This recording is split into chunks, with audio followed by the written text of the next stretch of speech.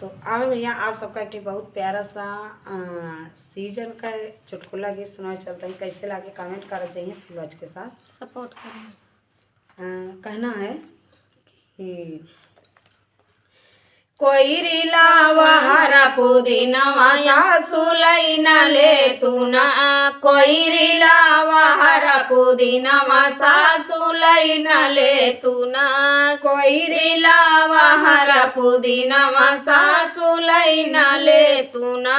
वाही रे कोई रिया के घर ना दुअरवा सासु दैना दे तू ना, सासु दैना दे तू ना। है छोट की बखरिया सासु दैना दे तू ना, है छोट की कोठरिया सासु दैना दे तू ना। कोई रिलावा हरा पुदीनवा सासु लैना ले तू ना, कोई रिलावा हरा पुदीनवा सासु लैना ले तू ना। वाही रे कोई रिया के खेतिया ना बरिया सासु दैना दे तू ना, सासु दैना दे तू ना। वो है छोट की कोलैया सासु दैना दे तू ना, वो है छोट की कोलैया सासु दैना दे तू ना।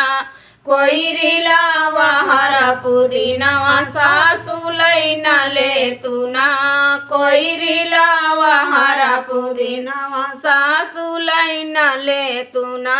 वाही रे कोई निया के माइया बहिनिया सासु दैना दे तू ना, सासु दैना दे तू ना। वो है छोट की नदिया सासु दैना दे तू ना, वो है लाहुरी नदिया सासु दैना दे तू ना। कोई रिलावा हरा पुदीनवा सासु लैना ले तू ना, कोई रिलावा हरा पुदीनवा सासु लैना ले तू ना।